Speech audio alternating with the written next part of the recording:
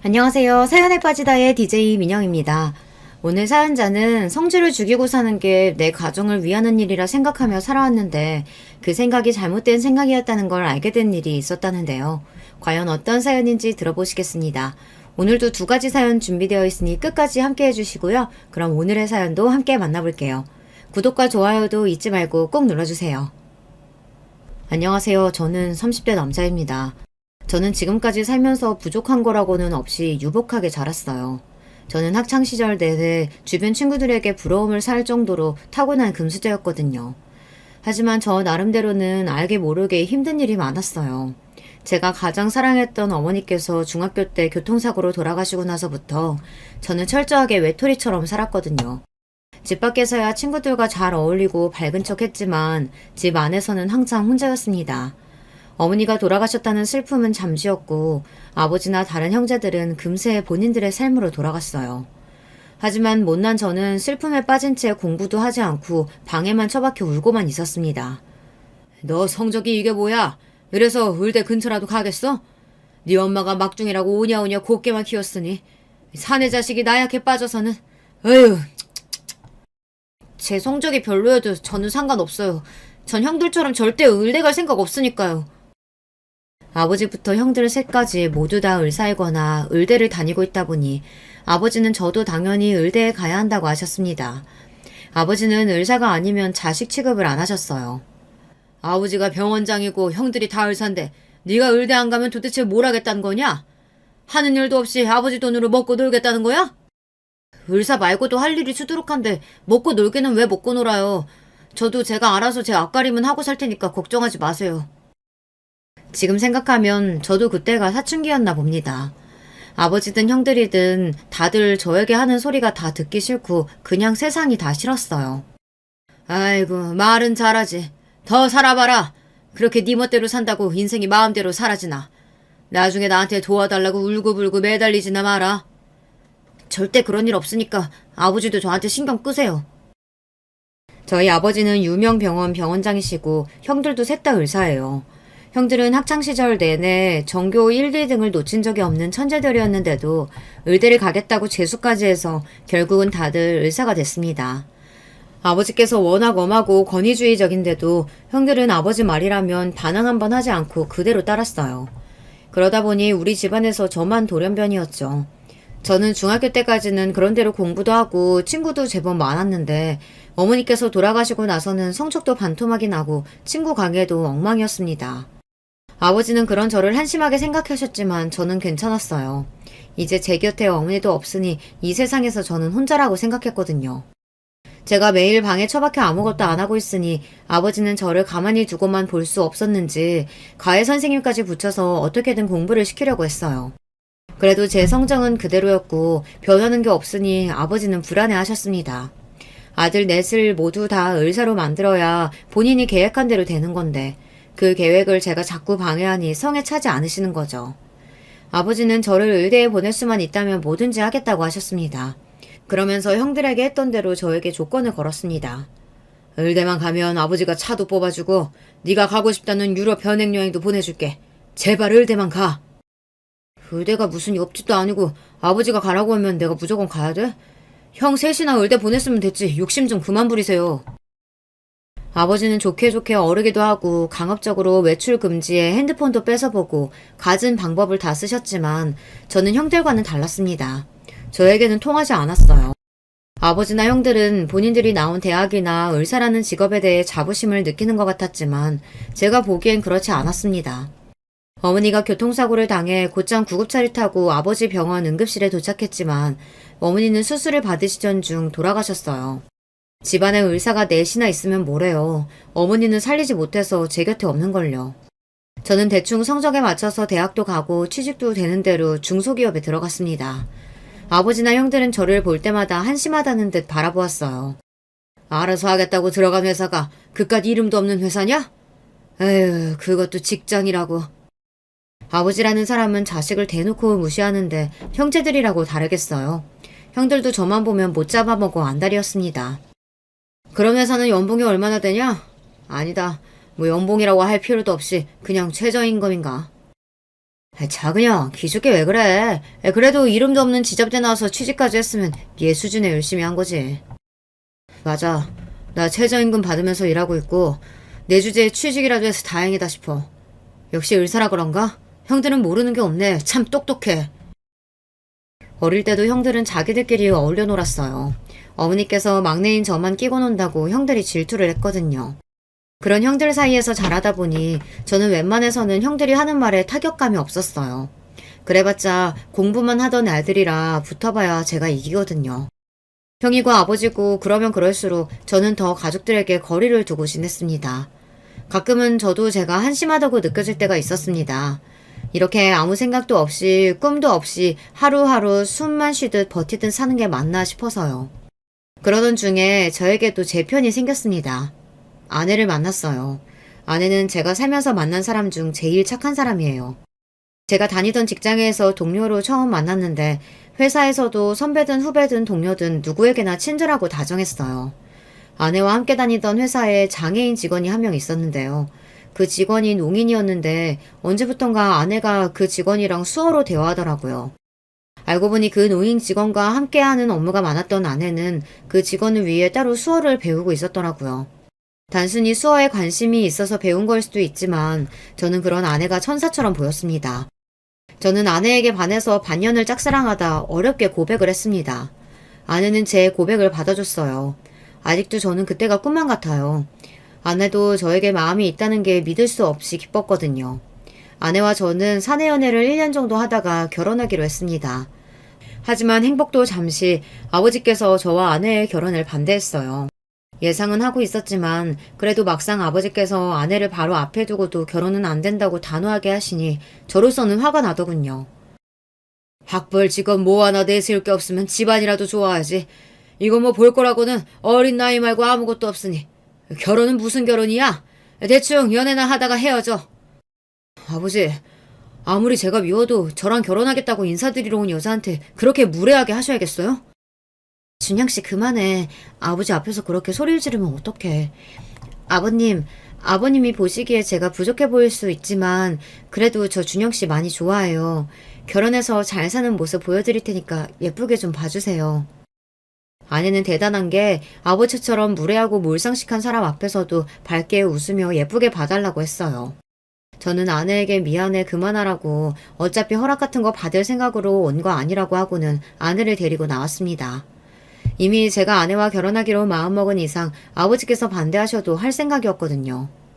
너는 도대체 언제 철들려고 그러냐? 형들 보면서 뭐 느끼는 거 없어? 형들 봐라. 을대 나와서 을사하니까 저절로 을사한 애가 따라오잖아. 에이, 근데 너는 내가 속상해서 원.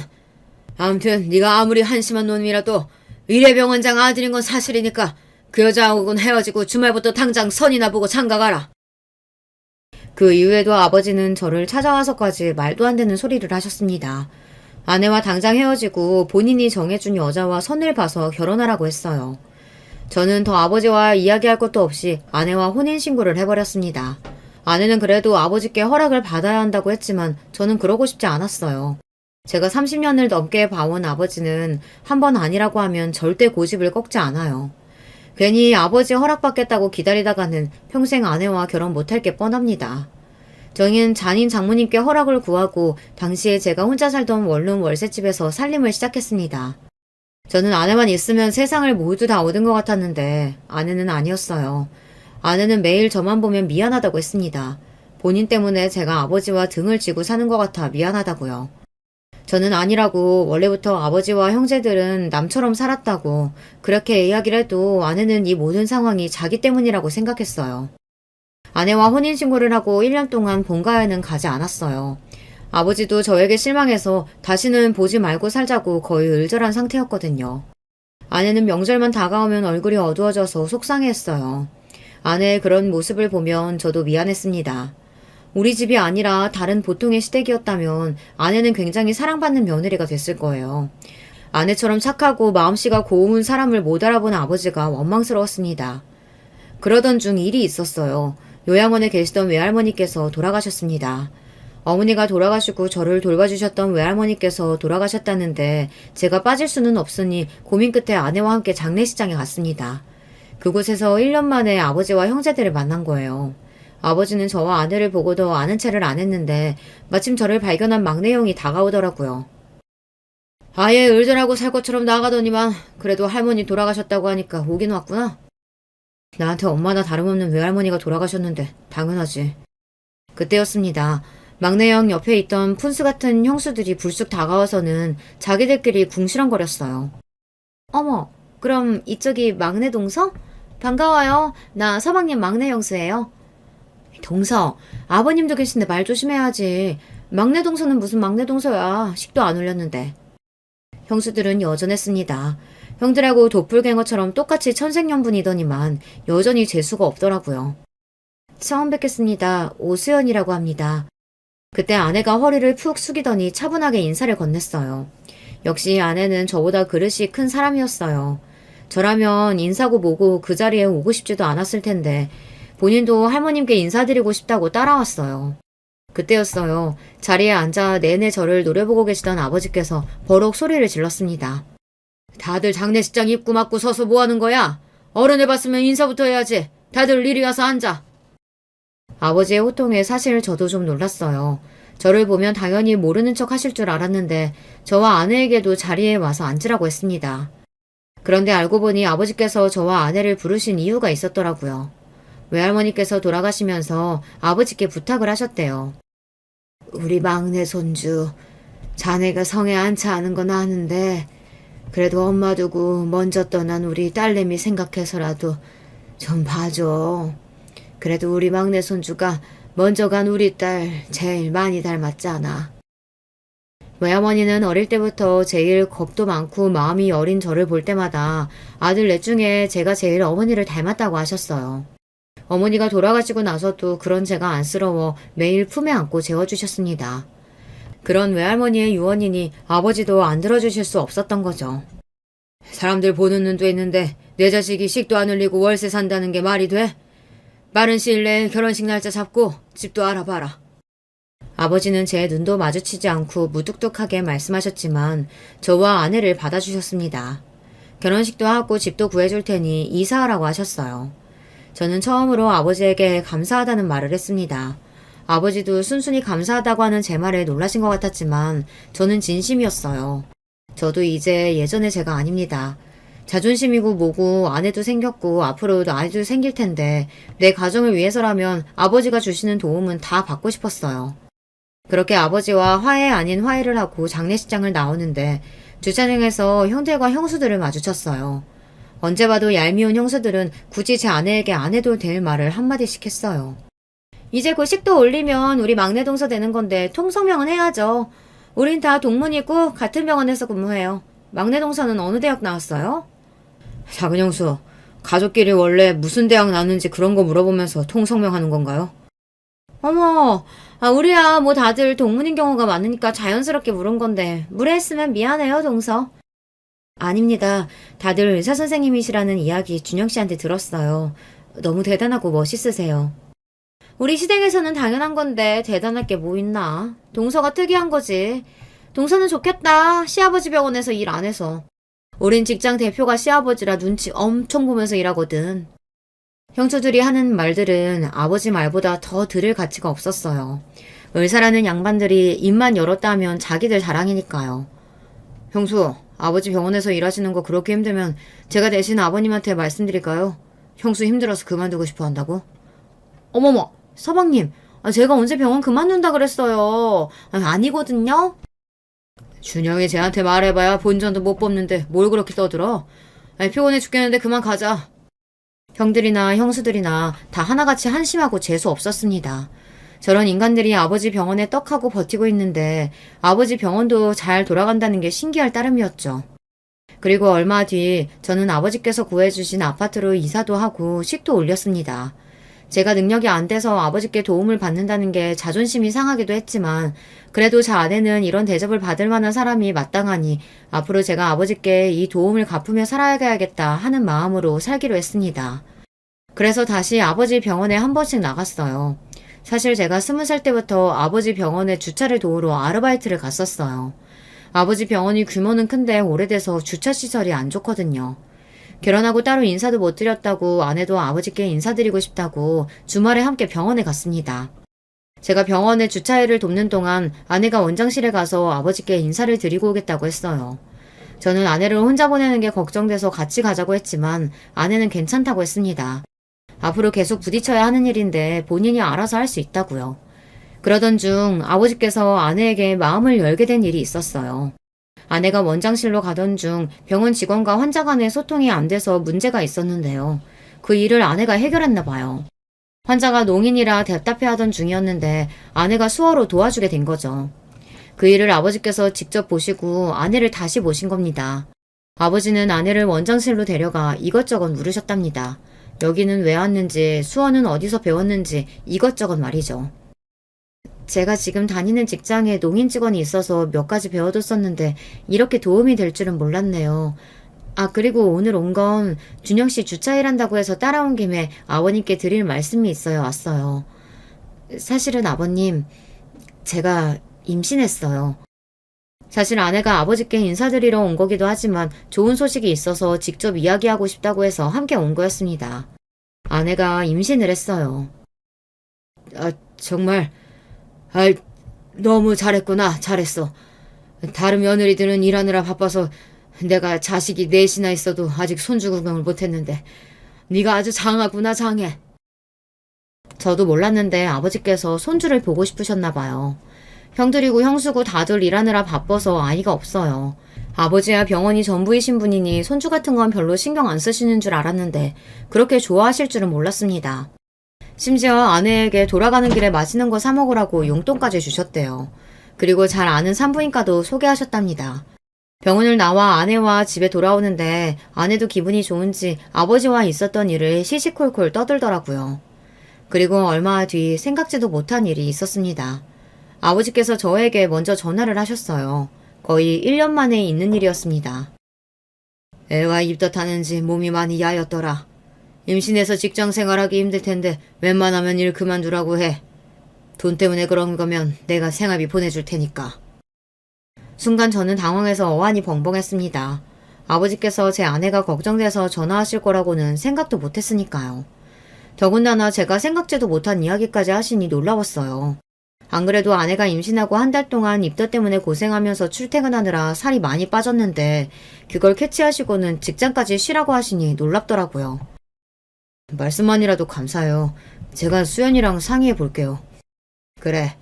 우리 집 첫 손주인데 무조건 건강하게 중요하지.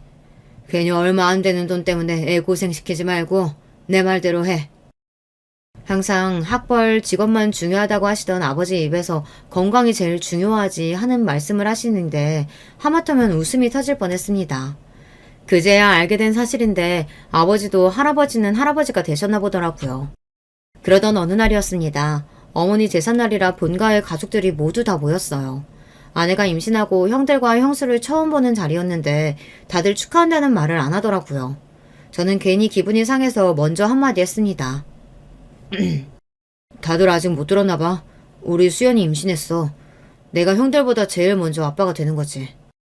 제가 살면서 형들보다 잘하는 거라고는 싸우는 거밖에 없었는데 아내 덕분에 제가 제일 먼저 아빠가 된다고 생각하니 저도 모르게 어깨에 힘이 잔뜩 들어가서 턱을 바짝 올렸습니다. 그러자 형들이 다들 피식 웃으며 축하한다고 하더라고요. 와, 우리 코찔찔이 막내가 애 아빠가 된다고? 말도 안 돼. 너 애 만드는 방법도 알았냐? 뭐래. 형은 내일 모레면 마흔인데 어쩌려고 그래. 지금 낳아도 애가 대학 가면 환갑이네. 그래도 아들이 넷이나 있는데 이러다 우리 집 대 끊기는 거 아닌가 했는데 막내 네가 처음으로 큰일 했다. 당연하지. 내가 형들이 못하는 걸 해냈잖아. 근데 어떡하냐. 병원이라면 끔찍하신 아버지 손주 없어서 누구한테 병원 물려주냐 걱정했었는데 이제 네 자식 의사시키겠다고 괴롭히게 생겼다. 우리 아기가 병원을 왜 물려받아. 우리 아기는 뭐든지 자기가 하고 싶은 거 하라고 할 거야. 얼마만인지 모르겠습니다. 형들과 어릴 때처럼 농담하고 장난을 치는 게 말이죠. 이게 다 아내 덕분입니다. 아버지와도 가까워지고 형들과도 전보다 자연스러워진 게 다 제가 결혼하고 나서부터니까요. 그런데 이런 상황을 질투하는 사람들이 있었어요. 바로 형수들입니다. 제사를 지내는 내내 아버지께서 아내는 무거운 거 들지 말라고 들어가서 자꾸 쉬라고 하시니까 그게 또 보기 싫었는지 은근슬쩍 아내를 괴롭히더라고요. 병원에서도 간호사들이 임신만 하면 아주 엉덩이가 무거워져서 일도 제대로 안 해. 이럴 거면 일 그만두고 집구석에나 애나 볼 일이지. 돈 벌겠다고 기어나와서 왜 일을 안 하는지 모르겠다니까. 임신했을 때만 그래요? 애 낳아봐요. 매일 애 학교에 일 있다, 애 아프다, 스케줄 엉망이라니까. 동서는 그러지 마. 본인 임신했다고 일하는데 지장 주는 거 그거 완전 민폐야. 안 그래도 다음 달까지만 하고 일 그만두라고 하려고요. 아버지께서 생활비 주신다고 힘들게 일하지 말라고 하셔서요. 사실 아내는 아버지께 생활비를 받는 건 아닌 것 같다고 그냥 육아휴직을 좀 일찍 쓰겠다고 했지만 형수들 하는 꼬라지가 재수없어서 그냥 내질러 버렸습니다. 그러자 역시나 형수들은 눈이 동그래졌어요. 서방님 정말이에요? 아니 애 가진 게 뭐라고 아버님은 생활비까지 주신대요? 그러게요. 저도 그냥 일 때려치우고 임신이나 할까봐요. 형수들은 괜히 자기들끼리 흥분해서 임신을 한 해 만에 떠들었습니다. 글쎄요. 형수들은 이제 노산이라 가능할지 모르겠네요. 아내가 그만하라고 옆에서 눈치를 주는 바람에 거기까지만 했지만 저는 생각 같아서는 더 한 말도 하고 싶었습니다. 제 형수들이지만 정말 얄미워요. 아내는 안 그래도 형수들이 본인을 마음에 들어하지 않는데 제가 자꾸 아내 편만 들어서 형수들과 가까워지기 더 힘들다고 했어요. 저는 형수들과 친해질 필요 없다고 했지만 아내 생각은 달랐습니다. 저를 위해서라도 식구들과 다 잘 지내고 싶다고 했어요. 그러면서 앞으로는 형수들이 듣기 싫은 소리라도 본인이 다 알아서 할 테니 저에게 끼어들지 말라고 했습니다. 그리고 몇 달 뒤 아버지 생신날이 밝았습니다. 아내는 본가에 가기 전부터 저에게 신신당부했어요. 형수들과 친해질 기회니 끼어들지 말라고요. 여보 뭐해? 얼른 가서 음식 차리는 거라도 도우려면 지금 출발 빨리 해야 돼. 아내는 시아버지 생신이라고 일찍부터 일어나 미역국을 끓이고 후식으로 먹을 케이크와 쿠키를 직접 만들었어요. 형수들이 출장 뷔페 불렀다고 몇 주 전부터 생색내는 거 못 봤어? 힘들게 만들어 가봐야 좋은 소리도 못 들을 텐데 새벽부터 뭐하러 고생했어. 출장 뷔페도 좋지만 그래도 생신인데 며느리가 직접 만든 음식도 드셔보시면 더 좋을 것 같아서 내가 준비했지. 어때? 이쁘지? 제 아내지만 사람이 참 좋아요. 저렇게 착하고 재주 많은 사람이 하필이면 저 같은 사람을 만나 받지 않아도 되는 대우를 받으며 사는데도 불만 한마디 없이 항상 웃으며 밝게 저를 대해주니 고마울 따름이었습니다. 아내를 보면서 항상 생각해요. 형수들이 아내를 대우해주지 않는 만큼 저는 더 아내에게 잘해야겠다. 평생 떠받들고 살아야지 매일매일 다짐하게 돼요. 아내가 만든 음식들을 예쁘게 포장해서 본가로 향했습니다. 본가에 도착하자마자 벌써 집안에는 음악 소리가 들리고 마당에는 테이블들이 놓여 있었어요. 유난스러운 형수들이 준비할 법한 규모였죠. 어머, 서방님 오셨어요? 근데 손에 든 거 그건 뭐예요? 뭐 떡이라도 맞춰온 거예요? 그러게. 모양이 딱 돌잔치날 떡집에서 주는 떡 모양이네. 우리가 출장 뷔페 다 불렀다니까 뭘 또 그런 걸 사왔어요. 형수들은 저와 아내를 보자마자 어떻게 하면 꼬투리를 잡을까 연구하는 사람들처럼 저희를 애워쌌습니다. 이거 떡 아니고요. 우리 시연이가 직접 만든 미역국이랑 디저트예요. 형수들은 매번 사람 불러서 파티만 할 생각만 해봤지 직접 미역국 한번 끓여본 적 없으시죠? 아내가 가만히 있으라고 했지만 어쩌겠어요. 형수들이 하는 꼴을 보면 참을 수가 없는걸요. 에이 서방님도 참. 우리도 음식할 시간 있었으면 아버님 위해서 100번도 넘게 했죠. 병원 일도 바쁜데 우리가 미역국 같은 걸 어떻게 끓여요. 형님들은 미역국 끓여보셨어요? 미역국은 무슨 내 생일날 미역국 먹을 시간도 없는데. 막내 동서가 음식한다고 고생한 것 같긴 한데 아유 동서는 암튼 몰라도 너무 모른다니까. 아버님이 음식이나 해다 바치는 며느리 예쁘다고 하실 것 같아? 당신 병원에 보탬되는 사람을 훨씬 더 좋아하지. 그래 미약국 같은 거보다야 차라리 병원에 보탬이 되는 게 낫지. 이럴 시간에 차라리 조무사 자격증이라도 따는 거 어때? 요즘 우리 병원에 간호조무사 부족해서 난리잖아. 어머 이 김에 동서가 자격증 따서 병원에서 같이 일해주면 너무 좋겠다. 집에서 놀면 뭐해. 나와서 한 푼이라도 버는 게 낫지. 형수들은 하다하다 말도 안 되는 소리를 짓거렸어요. 임신한 아내에게 노는이 공부나 하랍니다. 저도 아버님 병원에 보탬이 되면 좋죠. 근데 제가 병원 일은 하나도 모르는데 조무사를 어떻게 하겠어요.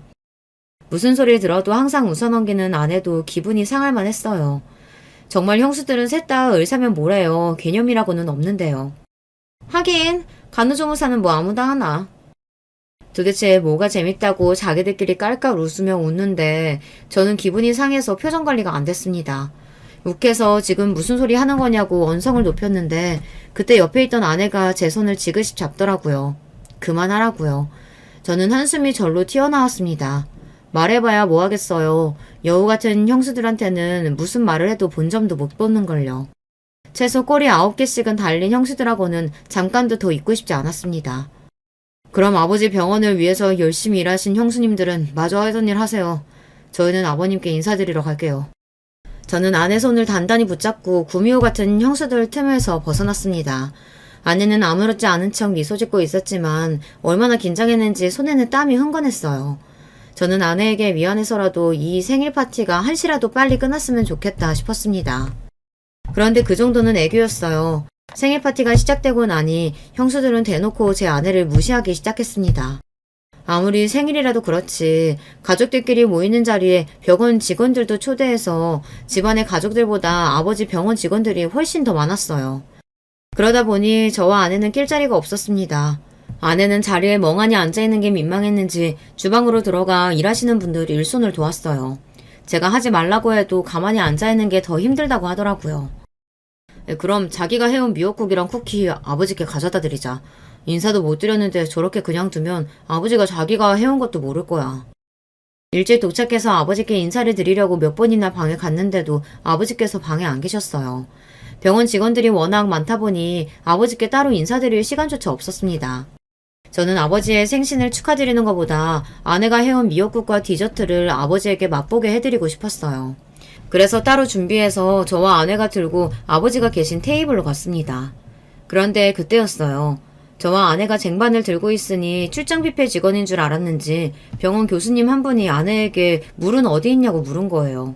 저는 순간 기분이 상했지만 애써 표정을 가다듬고 그 손님에게 인사를 드린 뒤 이 원장님 막내 며느리라고 인사를 시켰습니다. 안녕하세요 교수님, 오랜만에 뵙겠습니다. 이쪽은 제 안사람이에요. 이 원장님 막내 며느리요. 어머머, 원장님 막내 아들이었구나. 오랜만에 봐서 못 알아봤어요. 어머, 죄송해요. 음식을 들고 계시길래 당연히 출장 뷔페 직원인 줄 알았어요. 이건 제 안사람이 아버지 생신이라 직접 만들어 온 음식들이라 저희가 가지고 온 거예요. 교수님도 쿠키 좀 드셔보시겠어요? 어머, 너무 맛있다. 솜씨가 너무 좋네요. 요즘 세상에 이런 며느리가 어딨어요. 우리 이 원장님 너무 좋으시겠다. 화기애애한 분위기 속에 이야기를 나누고 있는데 그때였어요. 언제 나타났는지 형수들이 갑자기 나타나 끼어들었습니다. 어머, 김 교수님 와주셔서 감사해요. 막내 동서랑 벌써 인사하셨나봐요. 우리 막내 동서가 이렇게 사람이 참 소박해요. 제가 봐도 직원인 줄 알았을 거예요. 동서, 그래도 시아버지 생신인데 좀 신경 좀 쓰고 오지 그랬어. 그러게, 여기다가 아침마만 매면 딱 출장 뷔페 직원이네. 형수들은 또 시작이었습니다. 주변에 사람들이 있든 말든 신경도 쓰지 않고 제 아내에게 막말을 해댔어요. 듣고 있던 교수라는 사람도 민망했는지 후다닥 자리를 옮길 정도였죠. 형수들 제발 좀 그만해요. 나이도 훨씬 어린 동서한테 일일이 참견하고 괴롭히는 거 창피하지 않아요? 어머, 서방님, 괴롭히긴 누가 괴롭혔다 그래요. 우리는 동서 혼자 뻘쭘할까봐 신경 쓰느라 농담 좀 한 건데. 그딴 게 무슨 농담이에요. 2번 더 신경 썼다가는 진짜 앞치마 가지고 와서 서빙이라도 하라고 하겠어요. 저는 최대한 인상을 구기며 단호하게 이야기했습니다. 다시는 제 아내를 가지고 놀지 말라는 경고였어요. 그래도 주변에 다 병원 사람들이라 본인들도 제가 더 했다간 쪽팔릴 것 같았는지 별말 없이 입술을 삐죽거리며 가더라고요. 그 와중에도 아내는 아버님 생신이니 저에게 그만하라고 했습니다. 괜히 분란 만들면 아버지에게 또 미운 털이 박힐 거라고요. 저는 스스로가 너무 한심했습니다. 세상에 제 아내 같은 사람이 어디 있다고 고작 저 같은 사람 때문에 왜 자꾸 아내가 이런 일을 당해야 하나 마음이 좋지 않았어요. 저는 한시라도 빨리 이 파티가 끝났으면 좋겠다 싶었습니다. 그래도 다행이었던 건 아버지께서 아내가 만들어 온 음식을 좋아하셨다는 겁니다. 아이고, 그러고 보니까 내가 오늘 미역국을 못 먹었네. 생일이라고 눈앞에 사내지미를 보고 홀딱 넘어가서는 미역국 못 먹은 것도 깜빡하고 있었네. 막내야 고맙다. 역시 너는 마음이 참 따뜻해. 이 쿠키도 너무 맛있다. 꼭 빵집에서 파는 것 같아. 아버지는 아내가 만든 케이크랑 쿠키가 너무 훌륭하다며 이런 재주가 있었는지 몰랐다고 하셨어요. 달지도 않고 깔끔한 게 나이 든 사람들이 먹기 너무 좋다고요. 그러면서 아버지 주변에 앉아 계신 다른 교수님들에게 아내를 소개하시는데 그 모습이 저까지 기분이 좋았습니다. 우리 막내놈 알지? 형들 다 의대 다니면서 공부할 때 혼자 기타나 튕기고 다니면서 놀기만 하길래 사람 구실이나 하고 살까 했는데 그래도 처복은 있는지 아들 중에 장가는 제일 잘 갔어. 그 순간 테이블 주변에는 정적이 흘렀습니다. 그럴 만한 게 아버지께서 저런 이야기를 하실 줄은 몰랐어요. 아버지처럼 무뚝뚝하신 분이 웬일로 아내에게 칭찬을 아끼지 않았습니다. 심지어 며느리 넷 중에 제일 착하고 남편에게 잘한다는 소리까지 하셨어요. 아들 중 제가 장가를 제일 잘 갔다고요. 물론 저도 그렇게 생각하지만 아버지도 저와 같은 생각을 하고 계실 줄은 몰랐습니다. 아버지처럼 학벌 직업이 세상의 전부라고 생각하시는 분이 아내를 이 정도로 좋게 보고 있는 줄은 몰랐어요. 지금까지 한 번도 그런 이야기를 하신 적이 없었던 아버지께서 아내에 대해 그렇게까지 이야기를 하시니 그 자리에 있던 사람들은 모두 다 놀랐습니다. 특히나 형수들이 많이 놀란 것 같았어요. 형수들은 지금까지 자기들이 좋은 대학 좀 나오고 의사라는 이유로 자기들이 세상에서 제일 잘난 줄 알고 살면서 만만한 아내를 매일 무시하고 업신여겼었는데 아버지께서 다들 있는 앞에서 아내에게 며느리 중 제일 낫다고까지 이야기하셨으니 속이 부글부글 끓을 게 뻔했죠. 그 모습을 보고 나니 저도 형수들 때문에 화가 났던 감정이 조금 누그러졌습니다. 얼굴이 빨개져 한마디도 못하고 있는 형수들 모습이 고소하더라고요. 그런데 자존심 강한 형수들이 그런 소리를 듣고도 가만히 있을 리 없었습니다. 아버지 생신 파티가 어느 정도 정리가 되고 손님들이 모두 다 돌아간 이후였어요. 아버지는 저와 형들에게 오늘 너무 고생 많았다고 그만들 돌아가 보라고 하셨습니다. 그런데 그때였어요. 형수들이 짠 듯이 셋 다 가방에서 봉투를 꺼내더니 일제히 아버지에게 건넸습니다. 아버님께서 필요하신 게 뭐가 있을까 고민하다가 돈이 제일 좋을 것 같아서 약소하지만 동서들이랑 셋이 100만 원씩 모았어요. 아버님 생신 축하드려요. 집에 뷔페까지 불러줬으면 됐지. 돈은 또 뭐하러 준비했어? 아이고 고맙다 고마워. 다들 고생 많았다. 집에서 손님들 불러놓고 파티를 한다길래 저와 아내는 따로 준비한 게 없었는데 형수들이 일제히 봉투를 꺼내서 아버지에게 건네니 같은 자식으로서 민망하더라고요. 저는 형들까지 원망스러웠습니다. 아버지 생신에 자기들끼리 용돈을 준비할 생각이었으면 저에게도 귀띔이라도 했으면 좋았을걸. 딱 저와 아내만 빼고 자기들끼리 준비해서 보란듯 봉투를 건네니 더 짜증이 나더라고요. 그런데 그때였어요. 머뭇거리던 아내가 가방에서 조심스럽게 포장된 상자 하나를 꺼내더니 아버지께 건넸어요. 아버님, 이거 제가 아기 내복 만들면서 아버님이랑 세트로 손수건 하나 만들었는데 마음에 드실지 모르겠어요. 아버님 오래오래 건강하시라고 거북이 모양으로 수도 놓았어요. 언제 준비했는지 아내가 아기 내복을 만들던 천과 같은 천으로 아버지 손수건을 만들었더라고요. 아버지께서 좋아하시는 귀여운 거북이 모양까지 수를 놓아서 말이죠. 그런데 그때 옆에 있던 형수들이 킥킥거리며 웃는 소리가 들렸습니다. 그러더니 한다는 소리가 가관이었어요. 어머, 손수건? 저런 거 인사동 가면 1,000원이면 사는 거 아니야? 동서, 막내 동서가 직접 만들었다잖아. 그럼 최소 5,000원은 받아야지. 자기들끼리 속삭인다고 속닥거리는데 그 소리가 저나 아내에게 다 들렸습니다. 에이, 왜들 그래? 예쁘기만 한데. 동서, 너무 잘했다. 암튼 동서는 재주도 많아. 이 좋은 능력을 매일 집에서 썩히고 있으니 어떡해? 시간 되면 아예 기저귀도 만들어서 써. 돈도 아끼고 너무 좋겠다. 그 와중에 큰형수는 위안답시고 떠들어대는데 재수가 없어도 너무 없더군요. 저도 참을 만큼 참았습니다. 우리 집에서 나만 돌연변이고 그래서 제 아내까지 무시당하는 거야 잘 알지만 아무리 그래도 이건 선을 넘었어요. 하하, 이게 우리 손주 내복이랑 세트란 말이지? 너무 귀엽다. 고맙다 막내야. 우리 손주 태어나면 내가 이 손수건으로 머리도 닦아주고 입도 닦아줘야지. 제 표정이 아무래도 좋지 않은 게 티가 났는지 아버지께서 애써 아내가 건넨 손수건을 연신 만져보며 고맙다고 하셨어요. 마음에 든다고요. 하지만 저는 이미 내내 붙잡고 있던 이성의 끈이 끊어지고 말았습니다. 더는 저 개념 없는 불려오 셋을 그냥 보고만 있을 수 없었어요. 아버지 그거 아세요? 얼마 전에 기사 났다가 순식간에 사라진 뉴스 하나 있었는데 모 병원 의사들이 작정하고 제약사에 불법 리베이트 요구해서 망신당했다는 뉴스요. 뭐? 그런 뉴스가 있었어? 나는 못 봤는데. 아유, 그런 것들 때문에 우리 같은 멀쩡한 의사들까지 욕먹는다니까. 돈이나 밝히는 것들이 무슨 의사라고. 서방님은 뜬금없이 무슨 그런 소리라고 그러세요. 제가 말을 꺼내자마자 찔리는 게 있는지 작은 형수가 먼저 눈을 흘기며 저를 바라봤습니다. 당황한 건 큰 형수와 막내 형수도 마찬가지였어요. 그 모습을 보는데 저는 더 꼴보기 싫어 들은 채도 하지 않고 아버지에게 더 바짝 다가가서 본격적으로 이야기를 했습니다. 아버지, 제가 얼마 전에 병원 갔다가 들었는데 글쎄 그게 우리 병원 의사들 이야기라네요. 어머 서방님, 그게 무슨 소리예요? 그런 소리 도대체 어디서 들었어요? 당황한 큰형수가 갑자기 제게 달려오더니 제 팔을 붙잡았어요. 그러더니 제 눈을 맞추며 그만하라는 듯 고개를 흔들었습니다. 그 모습을 보는데 저는 웃음이 절로 튀어나왔어요. 이 정도 가지고 쪼시면 어떡해요, 형수? 이제 시작인데. 아버지, 그 기사에 나온 의사들이 바로 형수들이에요. 저도 최근에 알았는데 형수들이 셋이 작당하고 제약사 영업사원들한테 리베이트 요구했다가 거절당하니까 억하심정으로 제약사 바꾸려고 하다가 제약사 영업사원한테 걸려서 기사까지 났더라고요. 그랬습니다. 저도 20대부터 20년 가까이 병원을 왔다 갔다 하다 보니 친한 직원들이 많습니다. 제가 병원장 아들이라는 걸 다들 아니 제 앞에서는 병원 이야기를 다들 쉬쉬하지만 제가 누군지 모르는 들어온 지 얼마 되지 않은 직원들이나 아르바이트생들은 제 앞에서도 이런저런 이야기를 슬슬 터놓더라고요. 그러던 중 형수들이 셋이 작당하고 제약질에 갑질한 사실을 알게 됐습니다. 그 일로 억울했던 제약사에서 기사를 터뜨리니 형수들이 당황해서 곧장 제약사에 사과하고 기사를 무마했나 보더라고요.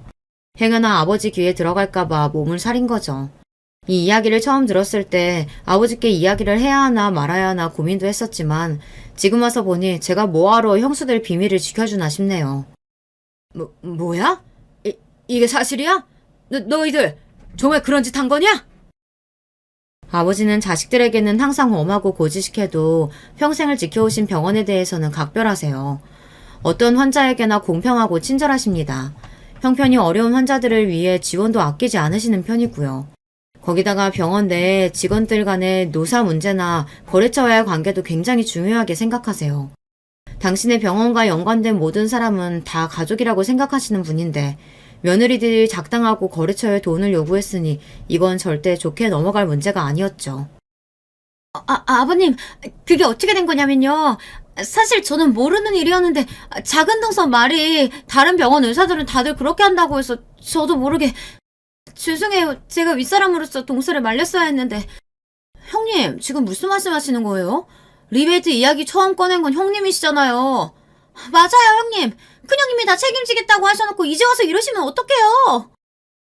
가관도 이런 과관이 없었습니다. 형수들은 서로에게 죄를 미루느나 여념이 없었어요. 당신 미쳤어? 도대체 무슨 짓을 하고 다니는 거야? 그치, 우리 자기가 그랬을 리 없지. 이런 일이야 당연히 큰 형수가 주도했겠지. 야, 너 말 다 했어? 네 형수가 하긴 뭐래. 당신 정확히 말해. 리베이트의 리자라도 당신이 먼저 꺼낸 적 있어 없어? 형들까지 나서서 형수들을 나무랐습니다. 형들도 뻔하죠. 본인 아내들의 실수가 본인들에게까지 피해로 돌아올까봐 발을 빼는 거예요. 막장도 이런 막장이 없었습니다. 좋은 대학 나와 의사라고 매일 내 앞에서 뻐기고 제 아내를 무시해대더니만 하는 짓은 본인들이 더 볼품 없었습니다. 다들 조용히 못해? 너희가 아무리 내 며느리들이라고 해도 이 일은 그냥 못 넘어가니까 그런 줄 알아라. 인사팀이랑 법무팀에 얘기해서 조치할 취할 테니까 그런 줄 알고 다들 자숙하고 있어. 아버님 아니에요. 저희 말만 꺼낸 거지 리베이트 받은 거 하나도 없어요. 진짜라니까요. 제약사에서 안 줬으니까 너희들이 못 받은 거지. 그게 안 받은 거야? 이런 못된 것들. 환자들을 가지고 돈놀이를 해? 내가 너희들 가만둘 줄 아냐? 아버님 잘못했어요. 저희가 너무 뭘 모르고 한 일이니까 한 번만 봐주시면 다시는 이런 일 없을 거예요. 아주 시아버지 생일날 잘한다 잘해. 그만 입들 다물고 다 꺼져. 꼴도 보기 싫다. 아버지는 며느리들이고 아들들이고 다 보기 싫으니 썩 꺼지라고 호통을 치셨습니다. 그쯤 되니 저도 아버지에게 죄송했어요. 생신인데 제가 또 괜한 분란을 만들었나 싶어서요. 아버지 죄송해요. 아버지 생신날 이런 이야기 하는 게 아니었는데 형수들 하는 짓이 너무 얄미워서. 됐어. 너 아니었으면 이 중요한 일을 모르고 넘어갈 뻔했다. 그리고 생일이야. 우리 막내 며느리가 미역국도 끓여와서 먹고 이렇게 귀여운 선물도 받았으니 나야 고맙지 뭐. 아버지께서 화를 내실 줄 알았는데 오히려 저와 아내에게 고맙다고 하셨어요. 저희 아니었으면 이번 생일을 더 망칠 뻔했다고요. 얼마 뒤 아버지께서 가족들을 모두 다 집으로 소집했습니다. 할 말이 있으니 다들 모이라고요. 아버지 생신 파티 이후 병원에는 한바탕 소독이 있었대요. 아버지께서 의사들을 대대로 감사해서 혹여나 지금까지 리베이트 문제가 있었는지 조사하라고 지시했답니다. 며칠 동안 병원이 시끌시끌했다네요. 그리고 아버지께서 직접 형수들이 갑질을 한 제약사에 찾아가 사과까지 하셨답니다. 몇십 년 동안 거래를 해온 거래처인데 당신이 며느리들 교육을 잘못시켜서 서로의 믿음에 스크래치가 생겼다며 다시는 이런 일 없을 거라고요. 그 일이 의사들 사이에서 소문이 나고 형수들이랑 형들이 동료들 사이에서 망신을 당했다네요. 형들은 대학 때부터 의사 집안의 병원장 아들이라고 무지하게 뻐기면서 다녔는데 아내들 때문에 그런 일이 있었으니 당분간은 쪽팔려서 동창회도 못 나갈 거예요. 그뿐만이 아닙니다. 더 대박은 아버지께서 형수들을 잘라버렸다는 거예요. 저도 아버지께서 그렇게까지 하실 줄은 몰랐는데 아버지는 고민 끝에 형수들을 잘라버렸습니다. 그런 짓을 벌여놓고도 내 며느리들이라고 봐주면 병원 직원들이 나를 뭐라고 생각하겠어. 원장 며느리도 잘못하면 잘린다는 본보기를 보여줘야지. 다른 직원들도 돈에 흔들리지 않고 양심적으로 일을 하지 않겠냐. 아버지의 결정에 형과 형수들은 어떻게 이렇게까지 하시냐며 난리를 쳤지만 아버지는 아랑곳하지 않으셨습니다. 이미 의사들 사이에서 소문이 난 상태라 형수들은 재취업도 쉽지 않을 거라고 하더군요. 형수들은 결국 친정에 손을 벌려 개인 병원을 개업하려고 하는 것 같은데 이미 그 바닥에 소문이 다 난 상태라 그마저도 쉽지 않은지 형수들은 저를 만날 때마다 이게 다 저 때문이라고 눈을 흘기더군요. 가만 보면 참 양심이란 게 없는 사람들이에요. 명색이 의사라는 사람들이 그런 개념 없는 짓을 저지르려고 했으면 벌을 받는 게 마땅한 건데 그 와중에도 제 탓을 하니까요. 사방님, 저는 형님들이 시키는 대로 한 거란 거 잘 아시잖아요. 아버님께 저라도 좀 좋게 이야기해주세요. 큰 형수나 작은 형수는 어떻게든 친정에서 도와주려고 하는 것 같은데 막내 형수는 그마저도 잘 안 됐는지 자기는 잘못이 없다고 저에게 아버지에게 한마디만 더 이야기해달라고 졸랐습니다. 형수 친정 베트남에서 사업한다고 바로 얼마 전까지 제 안사람 앞에서 뻐기지 않으셨나요? 다른 형수들처럼 친정에 이야기해서 개업해달라고 하세요. 제가 쪽팔려서 말 못했는데 사실 친정아버지 사업 망해서 한국 들어온 지 꽤 됐어요.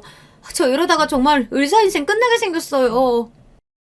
막내 형수는 제발 아버지에게 한 번만 다시 기회를 달라고 이야기해달라고 했지만 저는 들은 척도 안 했습니다. 저도 저를 무시하거나 막대했으면 이 정도로 단호하게 하지는 않았을 거예요. 아무 잘못도 없는 제 아내를 건드렸으니 저도 참아줄 수 없었습니다. 그 이후 실기한 일이 하나 있었어요. 형수들은 아버지 병원을 떠났고 제 아내는 아버지 병원에 들어가게 됐습니다. 어떻게 병원에 들어가게 됐냐고요? 아버지 병원 1층 상가에 아내가 빵과 커피를 파는 가게를 하게 됐어요. 아내가 출산하자마자 아버지께서 아내를 부르시더니 출산 선물로 1층 상가 자리를 줄 테니 장사를 한번 해보라고 하시더라고요. 가게 연지 벌써 반년이 지났는데 워낙 자리가 좋으니 매출이 너무 좋습니다. 물론 아내가 너무 바빠져서 제가 딸을 키우느라 정신은 없지만 그래도 아내가 행복해하는 모습을 보니 저까지도 너무 행복합니다. 아내 덕분에 저와 아버지 사이도 전부 다 많이 좋아졌고요. 끝까지 저의 이야기 들어주셔서 감사합니다. 여러분의 가정에는 지금의 저처럼 행복한 일만 가득하시길 바랄게요. 안녕하세요. 저는 어렸을 때 지금의 제 나이를 상상하며 와, 엄청 어른이다 이렇게 여겼었어요. 그런데 막상 이 나이가 되고 보니까 그다지 멋진 어른이 되어 있는 것 같지 않아서 스스로에게 머쓱해지네요. 평범한 것도 축복이라면 축복이라고 하더라고요. 그런 면에서 저를 보자면 저는 평범하나 평범하지 않은 환경에서 자랐으니 어떻게 정의를 내려야 할지 굉장히 애매한 유년 시절을 보유한 사람 같습니다. 친정 부모님께서는 각자 풍족하지 않은 집안에서 자라났으나 홀로 개천용으로 성장하신 분들이셨다고 해요. 낭중치주라고 하나요? 비범한 사람들은 아무리 평범한 환경 속에 놓인다고 한들 그 재능이 가려지지는 않는 법이죠. 부모님 두 분께서 그런 분들이셨던 거예요. 그리고 서로가 동족임을 한눈에 알아보셨고 금세 결혼까지 하시게 되었다고 합니다. 그런데 이런 두 분을 질투하는 사람들이 주변에 있었나 봐요. 그 범위 안에는 가족들도 포함이었죠. 아버지께서는 당신의 친형에게 사기를 당하셨어요. 있던 돈을 모두 잃은 것도 모자라 빚까지 지셨지요. 그 바람에 두 분의 신혼집이 날아갔다고 합니다. 좌절한 상황 속에서 두 분은 임신 사실을 알게 되셨어요. 엄마의 뱃속에 제 언니가 자리하고 있었던 거예요. 두 분은 이를 악물고서 사기를 치고 잠적한 가족, 그리고 그 가족을 은근히 옹호한 다른 가족들까지 이제는 가족이라 생각하지 않기로 하고 뱃속의 생명을 위해 포기하지 않고 다시 시작하셨습니다. 그런데 세월이 흐르고 둘째인 제가 태어난 지 얼마 안 되었을 때였어요. 이번에는 엄마 쪽에서 배신이 일어났죠. 엄마의 절친한 고향 언니분께서 당시에 아무도 몰래 미국 이민을 준비하고 있었는데 저희 집에 와서 온갖 돈 되는 것들을 훔쳐가서 이민 자금에 보탰고 미국으로 떠나 영영 잠적을 해버렸습니다. 이 금수만도 못한 것 같으니라고.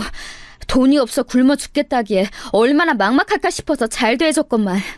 우리 집에 초대받고 싶다기에 흔쾌히 들어주고 몇 번이나 식사 대접도 해줬건만. 이렇게 사람 뒤통수를 쳐? 천벌 받을 것들! 당신 지금 그 미친 여자네 가족들만 욕할 때가 아니야. 처가 식구들 당신이 이런 일을 당해서 힘들다고 하소연하는데 은은하게 고소해하는 반응들 당신도 느꼈지? 앞으로 우리가 더 방비하면서 살면 돼. 누구도 믿을 수 없어. 더 이상은 뼈 빠지게 노력해서 힘들게 번 돈을 그 아무에게도 10원 한 장 빼앗기지 않고 살아갈 거야. 두고 봐. 나는 지금보다 더한 성공을 계속해서 이뤄갈 것이고 누구보다 돈을 많이 모을 테니까. 서글프게 우시는 엄마 옆에서 아버지는 일을 가셨다고 해요. 저는 너무 어려서 당연히 그 상황을 몰랐는데 언니가 그런 일이 있었다고 나중에 제가 크고 나서 말을 해주더라고요. 친정 부모님께서는 그 이후로 무지막지한 구두쇠가 되셨답니다. 특히 아버지요. 분명 초반에는 그 정도까지 심각한 구두쇠가 되실 작정은 아니셨을 거예요. 그런데 점차 그런 버릇이 고착되어 가면서 정도가 심해지신 거겠죠. 고기도 먹어본 사람이 그 맛을 안다는 것처럼 돈이란 것도 써버릇 해본 사람이 쓸 줄 아는 거거든요. 마감 세일에 길들여진 사람은 절대 마트에서 제 시간에 파는 정가의 물건들을 선뜻 구매하지 못한다고 하던데 저는 그 말이 뭔지 10분 이해할 수 있었습니다. 저는요, 제가 중학교 때까지는 저희 집이 가난한 줄 알았던 사람이에요. 오죽하면 그랬겠나요. 엄마, 나 이제 운동화가 너무 작아졌는데 새로 하나 사주면 안 돼요? 이번에 중간고사도 잘 봤으니까 새 운동화 사주세요. 네?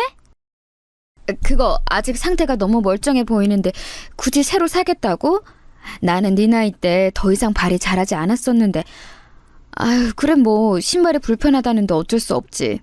엄마가 다음에 시장에 장 보러 갈 때 신발 가게 들려서 사올게. 색깔은 검은색이면 될까? 시장이요? 아 진짜 엄마 시장표 운동화도 너무 창피한데 왜 또 검은색이에요? 그거 때 타지 말라고 어두운 색 고르시는 거 내가 모를 줄 알아요? 나도 마음 같아서는 하얀색 나이키 운동화 신고 싶다고요. 이런 내 마음도 모르고 그렇게 쉽게 시장표 검은색 운동화 사오신다고 하시는 게 정말 너무해요. 그리고 이 나이 먹어서 엄마가 운동화 사오는 애들은 없다고요. 다 자기가 매장 가서 직접 고르지. 체육대회를 앞둔 시점이었기 때문에 저는 새 운동화가 너무 간절했었어요. 엄마는 망설이시는 기색을 한껏 보이시다 저에게 새 것을 직접 사라며 그 보기 힘든 지갑을 꺼내어 지폐를 내미셨습니다. 그리고 제가 반갑게 그것을 받아들려고 할 때였죠. 어디선가 불쑥 나타난 손이 그 돈을 중간에서 휙 낚아챘어요. 저는 어이가 없어서 그 손길의 주인을 쳐다보았습니다. 무슨 중학생이 이렇게 비싼 운동화를 사 신는다는 거야? 한참 공부를 열심히 해야 할 때인데 마음이 쓸데없이 콩밭에 가 있는다는 게 벌써 티가 나는구만. 내 눈은 못 속이지. 당신 애들한테 자꾸 이렇게 무르게 굴지 마라. 버릇만 나빠져. 가뜩이나 지연인 녀석이 대학생 됐다고 멋부리라고 허파에 바람 들어간 거. 그 정신머리 고치가 아니라 힘들어 죽겠는데 지선이는 더 제때 더 똑바로 키워야 할 것 아니야? 제가 보기에는 언니가 친구들에 비해서 쪼들리면서 하는 것 같던데요? 힘들게 아르바이트도 계속하고 그게 어딜 봐서 허파에 바람이 들어간 건지. 너 지금 뭐라고 중얼중얼거리는 거야? 지선이 너 이 녀석 정신 똑바로 안 차릴래? 공부나 열심히 해서 좋은 대학 들어가고 장학금 받을 생각이나 해. 괜한 잡생각이나 하지 말고. 아버지께서는 엄마께서 저에게 주셨던 5만 원 중 3만 원만 도로 돌려주셨습니다. 그걸로 신발도 사고 학용품도 사고 다 하라고 하셨어요. 눈물이 찔끔 나더라고요. 아버지께서 그렇게 나오실 때에는 엄마께서 군말 않고 가만히 계신다는 걸 저는 알고 있었기에 저도 힘없이 수긍할 수밖에 없었죠. 원망스러웠고 서러웠지만 그래도 속으로 어쩔 수 없으니까 라는 생각을 가지고 있었어요. 왜냐고요? 저희 집이 잘못 사는 줄 알았으니까요. 형편이 받쳐주지 못하기 때문에 부모님께서 허리띠를 졸라매실 수밖에 없다고 당연히 그렇게 여겼습니다. 집 있고 차 있어도 어렵게 살 수 있는 게 세상 사는 것이구나. 학교 친구들을 보면 우리 집보다 훨씬 더 좁고 안 좋은 집에 사는 애들도 나보다 매점에서 돈을 더 많이 쓰던데. 집에 차가 없다는 친구도 반에서 한 명 있는데 걔도 나보다 좋은 신발을 신고 다니잖아. 세상의 법칙이란 이해하기 힘들다. 내가 어른이 되면 자연스럽게 이해할 수 있게 되는 걸까? 그런데 제가 어른이 되기 전에 그 비밀을 알아버렸어요. 제가 대학 입시 때문에 너무 스트레스를 받아서 어느 날 언니에게 상담을 청했을 때였습니다. 명문대학을 목표로 잡고 있는 것도 저에게는 압박으로 다가왔는데 거기에다가 장학금까지 노려하니까 더욱 숨이 막힌다는 얘기를 제가 꺼냈었죠. 저희 집에는 4년 내내 그 비싼 학비를 감당할 경제력이 없을 거라고 여겼으니까요. 그런데 언니가 진짜 기가 막히고 코가 막힌다는 표정을 지으면서 저한테 이런 말을 하는 게 아니겠어요? 야, 지선아, 너 지금 진심으로 하는 소리야? 너 진짜로 몰라서 이런 말 하는 거 맞지? 우리 집 가난하지 않아. 오히려 웬만한 집들보다 돈 많아. 그런데 쓸 돈이 없어서 그게 문제일 뿐이야. 뭐? 우리 집이 돈이 없는 게 아니었어? 그런데 쓸 돈이 없다니 그건 무슨 말이야? 나 지금 되게 혼란스러워. 아휴, 우리 집에는 돈을 버는 능력은 있지만 그걸 쓸 생각은 없다는 뜻이야. 우리 부모님이 얼마나 지독한 구두쇠인지 너는 평생을 봐봤으니까 잘 알겠지? 모으는 것에만 혈안이 되신 분들이고 쓰는 것에는 엄청나게 인색하시니까 네가 그걸 바꿔놓을 수는 없을 거야. 그냥 순응해. 그날 언니는 몰랐을 거예요. 제가 얼마나 큰 충격을 받았는지 말입니다. 지금 생각해보면 저는 약간 눈치도 없고 어리숙하고 순진한 편이었던 것 같아요. 그러니 부모님께서 돈 없다, 먹고 죽을래도 없다 이런 말씀을 습관적으로 하시는 걸 들으면서 아, 그렇구나 하고 말았겠죠. 멀쩡한 아파트에 살고 있는 것 자체가 사실은 가난한 것과는 거리가 먼 것이었는데 말입니다. 제가 그날 이후로 얼마나 서럽고 분하고 억울해서 부모님과 많이 싸웠었는지 몰라요. 대학을 갔는데 용돈을 벌려고 아르바이트를 하느라 허덕이는 제 자신을 보면서 부모님 원망도 많이 했었고요. 특히 아버지와 대립을 많이 했고 옆에서 네가 이해해라고 저를 다독이시는 엄마도 짜증났던 것 같아요. 자존심 때문이라도 그냥 손 안 벌리고 저 알아서 살고 싶어지더라고요. 외국계 회사에서 일하던 언니는 어쩌다 보니 그 본사가 있는 해외에서 일을 하게 되었는데요. 그러더니 거기서 형부를 만났고 자리 잡게 되었습니다. 형부가 꽤 유복한 집안에서 자란 인물이에요. 언니는 일적인 능력이 좋았으나 완전히 선남선녀가 만나서 결혼을 한 거였죠. 알아서 인생 잘 사는 언니를 보며 저는 더더욱 더럽고 치사해서라도 부모님께 아쉬운 소리 안 하고 산다는 다짐을 하게 되었던 듯 싶네요. 시간이 흘러 저는 굉장히 수더분한 남자와 만나 결혼을 하게 됐습니다. 아니, 수더분하다는 말로는 부족하고 무소유의 포변이라고 할까요? 욕심 없이 자기 맡은 바 일만 열심히 하는 사람이었어요. 저는 결혼하면서 저희 집 배경을 남편에게 다 밝혔습니다. 부모님과의 애정어린 역사도요. 근데 남편 콩고물 부스러기 하나 기대하지 않고 아, 그렇구나 하고 말더라고요. 남편이 이런 반응을 보이니까 자연스레 시댁에도 제 친정이 사실은 꽤 잘 산다는 걸 밝히지 않게 되었습니다. 시어머니께서는 저를 따뜻하면서도 측은한 눈길로 맞아주셨죠. 우리 둘째는 어쩜 이렇게 꼭 자기 같은 여자를 만났을까? 사람이 맑고 신중하고 그동안 아등바등 열심히 살아오느라 힘들었을 텐데 결혼 생활을 부디 무탈하고 행복하게 잘 하기를. 뭔가 저를 굉장히 오해하시는 듯 보였으나 정성해줄 필요성은 못 느꼈네요. 남편이 자꾸 옆에서 괜히 말씀드리지 마 이런 눈치를 주기도 했고요. 남편은 3남매 중 둘째였는데 첫째인 신우이는 놀랍게도 굉장한 부잣집에 일찍 시집 갔다가 적응 못하고 부부 사이에 불화가 생겨서 이혼한 전적이 있었어요. 그리고 셋째인 남자 시동생은 회사도 좋은 곳에 다녔으며 무엇보다 처가를 잘 얻었습니다. 동서가 어느 정도 사는 집안의 딸이었어요. 형님, 그 운동화 나이키에서 나온 신상품의 디자인을 따라한 거 아니에요? 브랜드 없는 보세 운동화네요? 아니, 슬리퍼도 아니고 운동화를 그 나이에 굳이 보세를 신는 사람도 있어요? 그런 운동화를 신은 건 형님인데 왜 창피하면 왜 저희 몫인가요? 그리고 놀고 자빠진 인물이었죠. 어찌나 말하는 걸 깍쟁이처럼 해댔는지 제가 깜짝 놀랐습니다. 동서가 신은 운동화 제 눈에는 구질구질해 보였는데 그까짓 것도 30만 원짜리라고 하더라고요. 네, 그러라고 했어요. 동서가 굉장히 우쭐거리는 스타일이고 그런 동서에게 시댁 식구들이 별 지적 못하는 중이고 덕분에 시동생은 콧대가 덩달아 높아졌고 뭐 이런 것들을 제가 파악하고 나니까 똥이 무서워서 피하는 게 아니라 더러워서 피한다는 마음으로 상대 자체를 안 하려고 노력하게 됐습니다. 사람을 겉으로 보고 판단하는 동서의 기준에는 이혼 여인 신우이가 거슬릴 법도 했는데 부잣집에 한번 다녀왔다는 전적을 높이 샀는지 신우이한테는 함부로 못하더라고요. 그러니까 저만 성질 나쁜 동서의 목표물에 걸렸던 거죠. 그러던 어느 날 시댁에 좋은 고기가 들어와서 그걸 함께 맛볼 겸 다 같이 모이게 되었습니다. 시아버지의 고향 친구분께서 되게 좋은 일이 있으셨는지 크게 한턱 쏘셔서 한우 세트를 보내주셨거든요. 시부모님께서는 당연히 그걸 받아보시자마자 얼른 온 식구가 다 같이 모여서 함께 나눌 생각부터 하셨다네요. 그래서 미룰 것 없이 곧장 토요일 주말에 모이기로 했어요. 시어머니와 통화를 하면서 그 이야기를 전달받은 제가 말씀드렸죠. 어머님, 그런데 저희가 토요일에 이미 부부 모임에 참석하기로 한 일정이 있어서요. 그래서 말씀하신 시각보다 조금 늦게 도착할 것 같은데 괜찮으시죠? 너희는 왜 하필 이런 때에 그런 일정을 잡아놨었니? 웬 부부 모임이야? 너희가 그런 걸 도통 다닐 만한 사람들이 아닌데? 맛보기 힘든 최고급 한우를 빨리 먹으러 오지 않고 꼭 그런 모임에 먼저 참석을 해야겠어?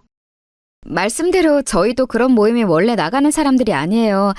그런데 모임 나오는 사람들 중에서 제 고등학교 동창이 한 명 있길래 간만에 얼굴도 볼 겸해서 겸사겸사 참석해 보려고요. 모임은 후딱 마치고 맛있는 한우 먹으러 그날 최대한 일찍 가볼게요. 그래, 그러면 그렇게 해라. 괜한 걸로 배 채우지 말고 와서 한우나 많이 먹어. 이럴 때 아니면 언제 한우를 양껏 편하게 먹어보겠니? 알았지? 시어머니께서 자꾸만 이럴 때가 아니면 언제 또 이렇게 구셔서 제가 민망하기도 하고 감사하기도 하고 진짜 애매한 기분이 들었네요. 그날 정말로 부부 모임 일정이 있었는데 처음 회동하는 것이었지만 그중에 제 고등학교 동창이 있다는 걸 알게 돼서 일부러 나갔던 측면도 있었어요. 별로 친분이 있던 사이는 아니었지만 정말 오래간만에 옛 학창 시절의 추억을 나눌 수 있는 친구를 만나서 그 자리가 꽤나 즐거웠습니다. 기분 좋게 자리를 떴고 시댁으로 향했죠. 부부 모임에서 제대로 활약해준 고마운 가방을 어깨에 맨 채 말이에요. 왠지 차에 놔두는 건 좀 아닌 것 같아서 별 생각 없이 시댁에 도착했을 때 가방을 그대로 메고 안으로 들어섰어요. 그러자 거실에서 커다랗게 편 상을 2개 붙여놓고 한우를 구워 먹고 있는 시댁 식구들이 보였습니다. 시아버지, 시어머니, 시누이, 시동생, 동서 이렇게 5명이 순서대로 앉아 있었고 저희 부부가 앉을 공간이 남아 있었어요. 반갑게 인사를 하면서 앉았고 시어머니께서 부부 모임 어땠냐고 물어보시기에 이런저런 대답을 해드렸어요. 그런데 제 옆에서 동서가 저를 힐끗힐끗 거리길래 그 시선이 느껴져서 신경이 쓰였는데 잠시 후 피식 웃음소리를 내는 것이 아니겠어요? 그건 누가 봐도 사람을 비우는 행동이잖아요. 이 싸가지 없는 동서가 오늘 또 시동 거는구나 싶어서 제가 속으로 한숨을 쉬었습니다. 그리고는 일부러 동서 쪽으로 시선을 절대 두지 않은 채로 고기만 먹었어요. 동서가 자꾸 제 쪽을 쳐다보며 피식 비우는 소리를 내는 걸 뻔히 알고 있었지만 저는 계속 무시했습니다. 저희 2사람만이 알고 있는 묘한 대치가 한참 이어졌죠. 그리고 둘 중에서 먼저 인내심을 잃은 쪽은 동서였습니다. 참지 못하고 결국 제 쪽으로 자기 몸을 기울이더니 작은 목소리로 이렇게 말을 하더라고요. 형님, 누가 따라오는 것도 아니니까 좀 천천히 드세요. 안 그래도 어머님께서 형님 같은 사람은 이런 때 아니면 최고급 한우 구경하기 힘들다고 하시면서 일부러 아까는 고기를 조금만 꺼내서 구웠었어요. 작은 며느리와는 처지가 다른 큰 며느리가 안쓰럽게 느껴지셨나 봐요.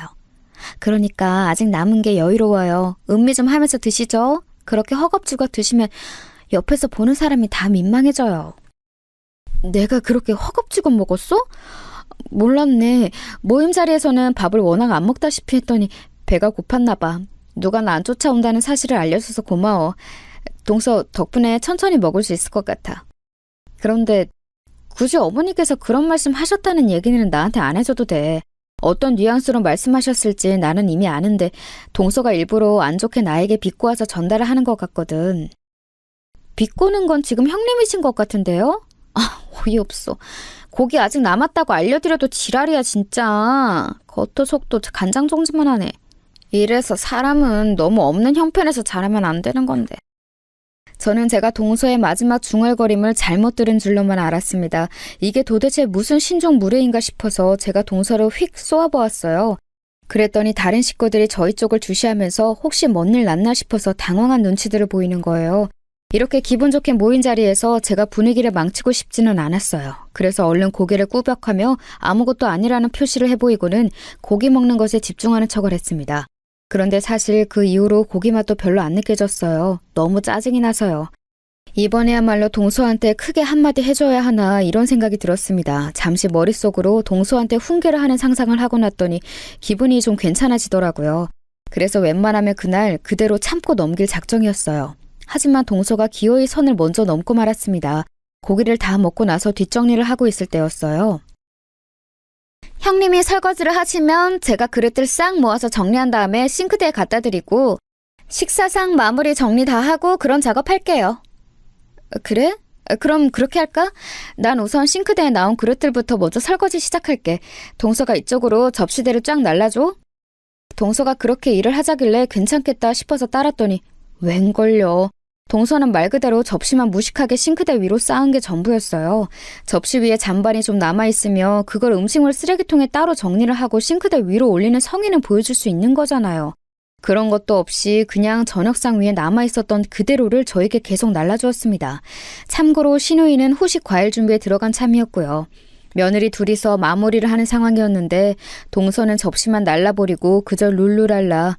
가만 보니까 거실에 상을 펴놨던 것의 뒷정리는 시어머니와 제 남편이 하고 있었죠. 너무 얄밉더라고요. 그래서 제가 동서가 다시 부엌 싱크대 주변으로 다가왔을 때 한마디 했죠. 저기 동서, 이건 좀 너무한 거 아니야? 내가 하는 것에 비해 동서가 너무 하는 게 없잖아. 이건 본인이 생각해도 좀 심하다고 생각이 들 것 같은데 안 그래? 네? 전혀 아닌데요? 저는 그렇게 생각이 안 드는데요. 형님, 오늘 늦게 오셨잖아요. 그럼 상 차리고 준비하는 건 누가 다 했겠어요? 그때 빠지셨으니 지금 하셔야죠. 그런 거였어? 아까 일을 많이 해서 지금은 안 한다는 거였어? 그러면 내가 지금 당장 어머니께 가서 아까 상 차리실 때 동서가 같이 준비한 거 맞냐고 여쭤봐도 되지? 이상하게 나는 동서가 아까도 뒷짐만 지고 있었을 거란 생각이 들거든. 왜 그런 건 꼬치꼬치 묻고 짚으려고 하세요? 제가 그렇다고 하면 그냥 그런 줄 알면 되는 거잖아요. 어차피 설거지나 이런 집안일 이골이 나게 많이 해오셨을 뿐인데 이것 좀 혼자 하신다고 해서 뭐가 덧나나요? 저는 형님과는 다르게 집에서 힘들게 가사노동을 안 하면서 곱게 컸어요. 이런 기본적인 차이도 있다는 걸 배려심 가지고서 고려해 주셨으면 좋겠네요. 듣자하니 황당한 개소리를 하네? 동서, 지금 그 말은 뭐야? 그럼 나는 뭐 집에서 가사노동하면서 험하게 큰 사람이라는 거야? 나도 그다지 험하게 자라지 않았어. 알지도 못하고 함부로 말하지 마. 저에 비하면 험하게 자라셨다는 거죠. 딱 봐도 계급 차이라는 게 있잖아요. 뭐? 그건 그냥 넘길 수 없겠는데? 방금 뭐라고 그랬어? 계급 차이? 울컥한 제가 당장 고무장갑을 벗어던질 기세였는데 동서가 사람 약 올리는 표정으로 입술을 실룩거리더니 먼저 자리를 떠버렸습니다. 거실 쪽으로 도망간 동서를 그렇다고 제가 무작정 따라갈 수도 없는 노릇이고 이 나이 먹고 이런 걸로 화딱지 부리지 말자 싶어서 꾹 참고 마저 설거지를 했어요. 정말 해도 해도 끝이 없더라고요. 상 크게 차려서 먹을 때야 즐겁고 신나지만 뭐든지 뒷정리가 골치 아픈 문제라는 거 집안일 해보신 분들은 다들 아실 거예요. 힘들게 설거지만 다 끝내놓으면 다인가요? 아니죠. 그럼 이제 또 설거지 전쟁을 벌일 부엌 정리가 남은 거죠. 거기까지 제가 혼자서 다 하는데 속에서 아무리 잠재우려고 해도 얄미운 동서가 아른거려서 열불이 터졌습니다. 싱크대 물기까지 점검을 다 하고 나서야 과정이 끝났고 제가 터덜터덜 거실로 나갔다가 조금 놀라고 말았어요. 저를 제외한 모두가 너무나도 평온하게 모여서 후식 과일을 먹고 있었거든요. 가장 먼저 저를 발견한 남편이 씩 웃어주다가 이내 흠칫하는 표정을 지어 보였습니다. 제가 그 사이 너무 피곤한 몰골이 되어 있었으니 그랬겠죠. 그 다음으로 시어머니께서 저를 보시더니 이런 말씀을 해서 저를 또 놀라게 만드셨어요. 이제야 다 한 거니? 아니 너는 그러길래 왜 그걸 혼자 다 하겠다고 고집을 부렸어. 작은 애가 너 도와주러 갔다가 네가 필요 없다고 그러는 바람에 머쓱하게 돌아섰다고 하더라. 네? 동서가요? 저는 동서한테 그런 말 들은 적 없는데요. 동서? 뭐라고 말 좀 해봐. 나 혼자 다 하도록 떠넘기고 도망간 거 동서 아니었어? 제가 너무 당황해서 대꾸했더니 동서가 눈을 동그랗게 뜨면서 고개를 절레절레 흔들었습니다. 그러자 그 옆에서 시동생은 뭔가 의사소통에 오해가 있었던 것 같다는 말을 변경이랍시고 하더라고요. 근데 너무 황당했던 게 시동생이 그런 말을 늘어놓으니까 시아버지께서는 헛기침을 2번 하시면서 난 모른다 라는 표시를 하셨고 신우이는 눈알만 엄청 굴려대더니 갑자기 휴대폰을 꺼내서 그것만 뚫어지게 보면서 역시나 난 몰라 라는 표시를 하더라고요. 시어머니께서는 어색하게 호호 웃으시면서 저한테 얼른 와서 과일 남은 거라 먹으라고 하셨고요. 그러니까 동서가 잘못을 했든 말든 이런 상황에서 다들 제 편을 들어주기에는 어렵다고 표하는 중인 셈이었죠. 제가 표정이 어두워진 채로 다가오니까 남편은 제 눈치를 살폈습니다.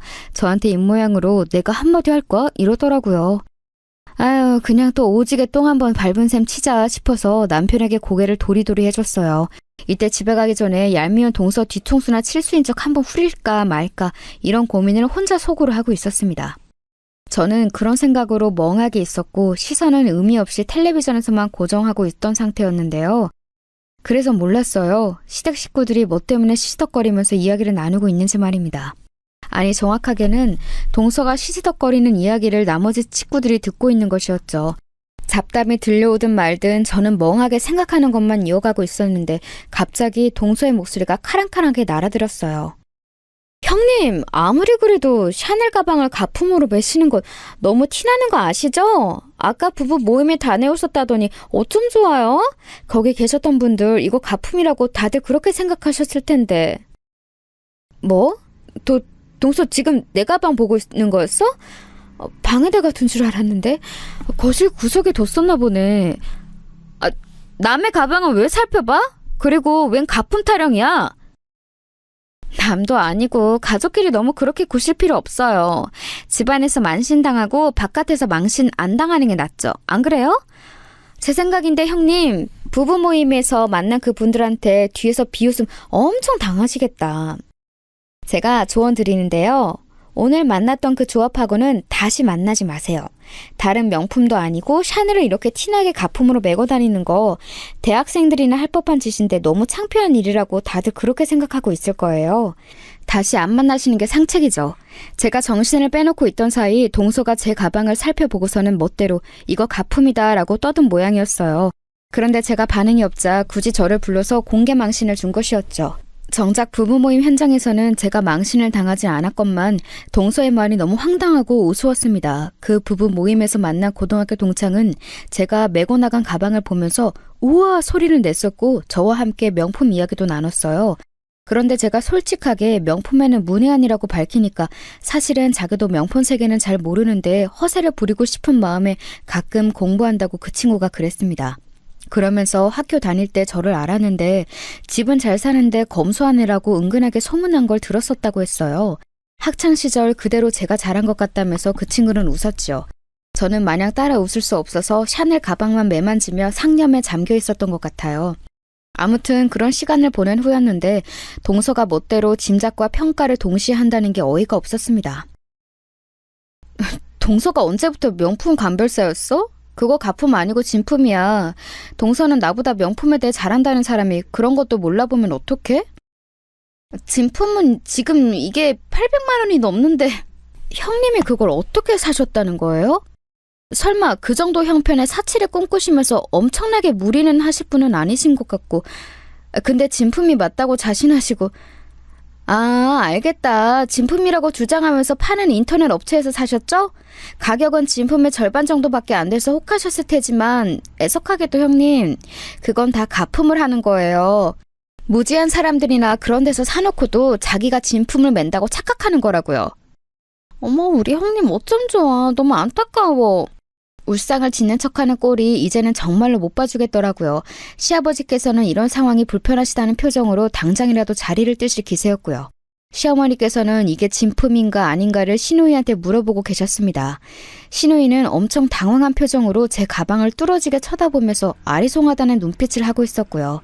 그런 와중에 남편은 그 부처같고 묵직하고 착한 사람이 조금 화가 나고 말았는지 자기 동생한테 너는 왜 배우자 단속을 못하냐며 한 소리 하고 있었습니다. 그러자 시동생은 저를 위해 동서가 오히려 나서준 것이라며 제가 나중에 큰 망신 당할까봐 동서가 걱정한 것이라나 뭐라나 그딴 소리만 하고 있었어요. 그런데 자기 형한테 대꾸하는 태도가 영 불량하더라고요. 아무리 자기가 좋은 회사 다니고 있고 집안 꽤 괜찮은 여자를 만나서 스스로 형보다 나은 아우처럼 느끼고 있다고 해도 그걸 겉으로 저렇게 표출하면 안 되는 거란 생각이 들었습니다. 전에는 저렇게 겉으로 막 드러내는 사람은 아니었던 것 같은데 동서 때문에 물든 듯 싶었어요. 동서가 워낙 개성 강하고 기가 센 사람이기도 했으니까요.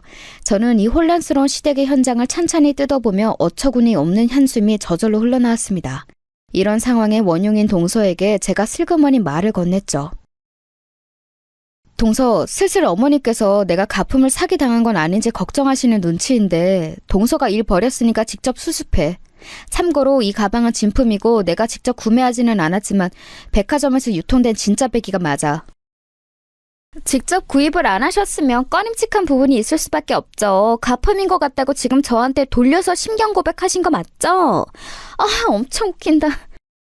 동서, 원래도 이상한 사람이었지만 오늘따라 왜 이래? 간만에 보니까 사람이 반쯤 실성한 상태 같네? 친정집에 우환이라도 있었어? 형님, 말씀 가려서 하세요. 저희 집에 우환이 왜 있어요? 보잘것없는 형님 친정이나 걱정하면서 사세요. 왜 그렇게 말을 함부로 해? 뭐? 보잘것없어? 동서가 알면 뭘 그렇게 내 친정에 대해 안다고 그런 말을 해? 그리고 동서, 내가 만약에 저걸 가품으로 구매해서 메고 다닌다고 한들 그걸 왜 지금 이런 자리에서 이런 식으로 까발리면서 나를 엿먹이는 거야? 동서는 사람이 왜 그렇게 심보가 못된 거야? 본인 입으로 어려움 없이 유복하게 자랐다고 그런 말을 전에 했던 거 아니야? 도대체 이 과정에서 뭐가 부족하고 뭐가 불만이었어? 대체 뭐가 문제라서 언행이 이따위야? 내가 진짜 궁금해서 그래. 동서, 모자람 없는 환경 속에서 인정이 왜 이렇게 찌그러졌어? 저의 작은 목소리가 한 채 흔들림도 없이 빠르게 흘러나갔어요. 제 말이 이어질수록 동서의 얼굴은 시뻘겋게 달아올랐죠. 각자 혼란스럽게 있던 시댁 식구들이 어느새 이쪽을 주목하고 있었어요. 가운데 샤넬 가방을 둔 두 며느리의 대치 상황이었고 방금 무슨 대화가 오갔는지는 모르지만 동서 쪽에 얼굴이 붉게 달아올라 있었으니 시댁 식구들이 궁금증을 가지고 잠시 숨을 죽였습니다. 그리고 바로 그 순간 동서가 이를 갈면서 이렇게 말했어요. 말 더럽게 하네. 원래 캥기는 게 없으면 말이 짧은데 꼭 이렇게 캥기는 구석이 많은 사람들이 말이 많더라? 너보다 잘난 나한테 열등감 있다고 솔직하게 털어놓기에는 자존심 때문에 안 되겠고 기껏 탐나는 게 정교한 샤넬 가품 장만해서 나한테 선보이는 거야? 내가 결혼하고 나서 처음 명절 때 샤넬 가방 메고 왔었던 게 그렇게 부럽고 충격적이었나 봐? 네가 내 가방 훔쳐갈까 봐 그 이후로 그 샤넬 가방 안 메고 왔어. 내 거는 진품이거든. 근데 너는 사람 자체가 나에 비하면 가품이라 그런가? 정말 짭스럽다. 사람도 짭이고 가방도 짭이야. 모두가 듣는 가운데서 행해졌다는 것에 더욱 충격적인 동서의 발언, 그리고 엄청난 전막이 감돌았습니다. 냉소정의 표정을 짓고 있었던 동서는 자기 표정보다도 더 차갑게 식은 공기를 읽은 것인지 아차 싶은 얼굴로 입가에 손을 가져가더라고요. 당황한 시어머니와 시누이가 서로 시선 교환을 하는 것까지 보고 저는 그 문제의 샤넬 가방을 모두가 지켜보는 와중에 탈탈 털었습니다. 그러자 내용물이 거실 바닥으로 쏟아져 내렸죠. 그렇게 해도 제가 원하는 물건이 나오지 않아서 저는 가방 내부의 수납 공간에 손을 넣어서 그걸 끄집어냈습니다. 그건 바로 작디 작은 물건 명함이었어요. 부끄럽지만 저는 부부 모임에서 혹여나 이걸 고등학교 동창 앞에서 쓸 일이 있을까 싶어서 챙겼던 거예요. 그런데 이걸 시댁 식구들 앞에서 꺼내들 줄은 몰랐습니다. 하지만 저는 참을 만큼 참은 상황이었고 결국 본의 아니게 숨겨왔던 그 사실을 알리게 되었죠. 그러는 너도 말 더럽게 많은데? 근데 너 방금 나한테 반말했냐? 성실만 나쁜 게 아니라 너는 판단력도 나쁜 것 같아. 아무리 네가 오만방자하게 굴어도 모두가 묵인해준다지만 그렇게 대놓고 싸가지 없다는 걸 공개해버리면 어떡해? 너만 손해지. 앞으로는 싸가지 잘 챙기고 살아라. 내 앞에서 이제는 주제 파악 잘해줬으면 좋겠고 눈에 안 띄워주면 더더욱 좋을 것 같아. 아니 홧김에 반말이 나간 것뿐이고요. 형님이 먼저 함부로 제 인정을 논했으니 제가 화가 나겠어요? 안 나겠어요? 주제 파악을 해야 하는 건 제가 아니라 형님이시고요. 잠깐. 근데 이건 뭔데 저한테 주세요? 명함? 웬 명함을 저한테... 코웃음 치면서 말을 잇던 동서는 명함의 내용을 무심코 확인했다가 슬쩍 저를 쳐다봤습니다. 그리고 다시 명함에 시선을 고정했죠. 상황을 보고 있던 시동생이 호기심이 생겼는지 다가와서는 동서 옆에서 그 명함을 같이 들여다봤습니다. 이윽고 신우이가 슬그머니 그쪽으로 가서는 두 사람의 뒤편에서 그 명함을 응시하였죠. 가장 먼저 입을 연 사람은 시어머니셨어요. 아이고야, 내가 진짜 제명에 못 살겠다. 며느리들끼리 사이좋게 지내야지 이게 웬 소란이라니. 아이 근데 큰애야, 너는 뭔 명함 쪼가리를 작은애한테 건네줬어? 어? 저게 대체 뭔데 다들 신중한 표정들이 돼서 빤히 쳐다보고 있다니? 다름 아니라요. 저건 제 친정 아버지 명함이에요. 그간 제가 어머님께도 그리고 아버님께도 제 친정 이야기를 정확히 밝히지 못해서 죄송합니다. 그럴 만한 사정이 있었네요. 제 말을 듣고 시어머니께서는 더욱 어리둥절한 표정이 되셨는데 반면 명함을 같이 들여다보고 있던 세 사람은 금세 낯빛이 완전히 사색이 되고 말았지요. 특히 명함을 쥐고 있는 동서의 손이 수전증 환자 마냥 덜덜 떨리고 있었습니다. 이윽고 시부모님 두 분께서도 그 명함을 확인하셨어요. 그러자 남편은 이런 순간이 오는구나 라는 표정으로 저와 눈을 마주치며 조용히 고개를 끄덕였습니다. 이거는 말도 안 되죠. 이게 웬 수작질이에요? 이렇게 큰 회사의 회장님께서 형님의 친정 아버지시라고요? 그럼 형님이 회장님 딸? 있는 집 자식? 금수저? 우리 동서는 표현이 참 다채롭네. 근데 다 맞는 말이야. 나 회장님 딸이고 있는 집 자식이고 요즘 유행하는 표현에 따르면 내가 바로 금수저야. 동서는 무슨 수저야? 계급 따지는 거 좋아하는 것 같으니까 한번 물어볼게. 흙수저는 아니니까 동수저? 아니면 은수저? 아니 저는 계급 따지는 거 별로 좋아한 적이 없고요. 우선 설명 좀 해주세요. 형님이 정말로 이런 친정을 두셨다고요? 그런데 왜 이렇게 사세요? 왜 떵떵거리며 살지 않으시고 너무나도 소박하게 수수하게 이러고 사시는 건데요? 이건 말이 안 되잖아요. 탁 치켜들면서 밖에 나가서 만나는 사람들마다 본인을 우려볼 수 있도록 명품도 휘두르고 차도 좋은 거 타고 다니고 금수저인 거 팍팍 티를 내면서 자랑하고 그렇게 사셔야 맞는 거잖아요. 근데 아무튼 이건 말이 안 돼요. 형님이 금수저 집안 사람일 리가 없어요. 그쵸 어머님? 제 생각과 동일하시죠? 동서가 몸을 부들부들 떨면서 얼굴을 아주 귀신이라도 본 것 마냥 공포에 질려가지고 말을 했는데요. 시어머니께서는 동조를 하지도 안 하지도 못하시고 아연실색으로 제 눈치를 살피셨습니다. 당신께서 보아오신 것이 있기에 제가 잘 사는 집안의 딸이라는 걸 받아들이기 어려우신 상황인데 제 남편이 초연한 얼굴로 있었거든요. 만약 제가 거짓을 말하는 것이었다면 남편의 표정이 그러진 못했겠죠. 그런데 늘 묵묵하고 거칠에 싫어하는 성격의 아들이 그런 표정으로 있으니까 시어머니께서는 직감적으로 진짜 부자 맞구나 라는 느낌이 오셨던 것 같아요. 갑자기 머리가 어지러우신지 이마를 짚으셨고 신우의 부축을 받아서 소파 구석에 몸을 기대 앉으셨어요. 내도록 말씀을 안 얹고 계셨던 시아버지께서 놀란 목소리로 한마디 거두셨죠. 사돈댁이 설마 이런 집안이었다고?